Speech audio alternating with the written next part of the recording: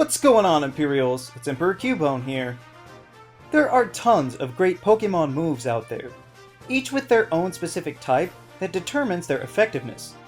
This lets you select moves based on what will be able to counter certain type matchups that you've been able to memorize better than your own social security number. That is, until you come across Hawlucha.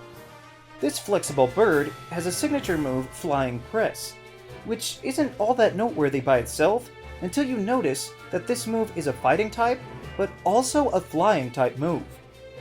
It factors in both types when striking an opponent, which adds another layer of strategy when using this move. But personally, I have never understood why that is the only move in the entirety of Pokemon that has that distinction. What makes Hawlucha so special? There are hundreds of Pokemon moves, and a number of them could easily be dual-typed as well. In fact, I'd go so far as to say that some of them should be dual-typed. So, let's look through and see which ones are the most likely candidates. One of the main reasons I even thought of this was the move Electro Web, which is a low-power electric-type move that lowers the speed of the target. And if you ask me, Electro Web should also be a bug-type move. This is largely due to the fact that other string and web moves are all bug-based, but also because this move is one of the pitifully few that most regional bugs can learn through Move Tutor. Sure, that might undermine the coverage that this move would provide the bugs, rendering it only neutral against flying types, but that doesn't make it any less appropriate for Electroweb to show its obvious insect-inspired origins. And along with that, there's the move Toxic Thread. This is the forgotten signature move of Spinarak and Ariados. And like the other web-related moves, it should be part bug-type instead of just poison, since the only Pokemon that can have access to it are bug poison as well. But it is a status move, so it doesn't really matter all that much, I guess. And while we're talking about bugs, I think the signature move of Ribombee could use a type fusion as well. Not that Pollen Puff isn't suitable as it is, but it is called Pollen Puff, which implies the grass type. Grass Bug would not only suit this move, but also the idea that bugs are essential in the transfer of pollen between flowers. And as long as we're on the flowers, there are some fairy moves that would fall into this category as well. The moves Floral Healing and Flower Shield are both pure fairy moves, but both have effects on the grass type, so it would only make sense for them to be fairy and grass, even if they are just status moves. The same could be said for Rototiller, since it's a ground-type move, but only affects grass types upon use. So Grass Ground sounds like a good candidate to me. Now, a more common attacking move that many may not think of for this is Steel Wing. This is well known for being a coverage move available to many flying-type Pokemon, so I think it should be Steel and Flying. I suppose that means only Skarmory would get a double boost on it with Stab. But how about the previously signature move of the giant fighting chicken, Blaziken? Blaze Kick is fire, obviously, but if you ask me, it could easily be fighting as well. Part of that is because it is a physical kick, but also, again, its originating Pokemon is a fire fighting type. So it just seems to me that's how signature moves should go down. Isn't that right, Hawlucha? So with that in mind, I especially think this should apply to Kyurem's various signature moves in its fusion forms. Ice Burn and Freeze Shock are both ice moves, but clearly they deserve to be fire and electric, since they already can cause burn and paralysis respectively. I know added effects don't always have to match up, but here I think it would help maintain the continuity of the hybrid forms. This also applies to Dragon Ascent, the move that allows Rayquaza to Mega Evolve. Now this move is strictly flying, mostly so it wouldn't be overpowered, probably, but it has Dragon right in the name, so I think Dragon and Flying would be the perfect dual typing for this move. And a lot of signature moves belong to legendaries, which is why you're seeing so many of them on the list, such as Volcanion. The only current water-fire type Pokemon has a very fitting move in Steam Eruption, which could easily also be a water and fire move, since it can cause burns. That's the advantage of making a signature move. You can tailor it to the specific Pokémon, often drawing from both sides of its dual typing. But of course, this dual typing could also work on the move Scald as well. That being said, sometimes it could be a type that you're not expecting, like with Toucannon. Beak Blast has this Pokémon heat up its beak and fire off a powerful blast, causing a burn if you touch it.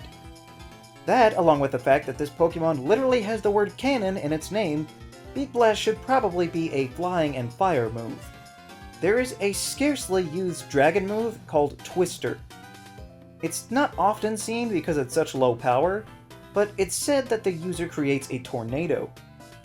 Well, I'm not even really sure why this is a dragon move, but clearly it also needs to be a flying move.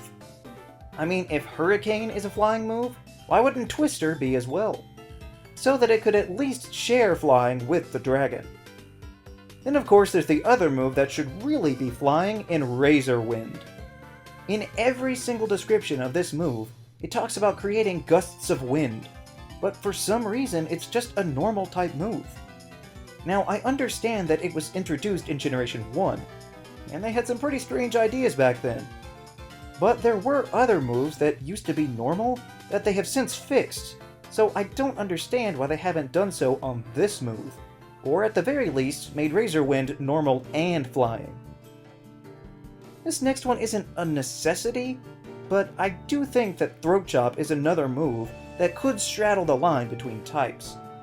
It certainly earns its Dark type status by having a nasty secondary effect, and, fighting dirty by going for the throat.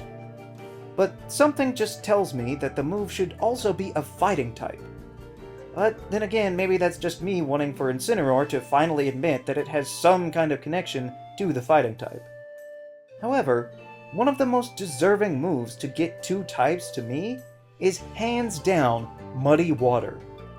This water type move is able to lower accuracy, which is an effect shared by other mud-based attacks, and all of those are ground type moves. That, combined with the fact that it started as Swampert's signature move, means Muddy Water should absolutely be a water and ground type move. Another status move that I think needs multiple types is Forest's Curse. The forest part obviously makes sense with it being grass type, but it should also be part ghost, no?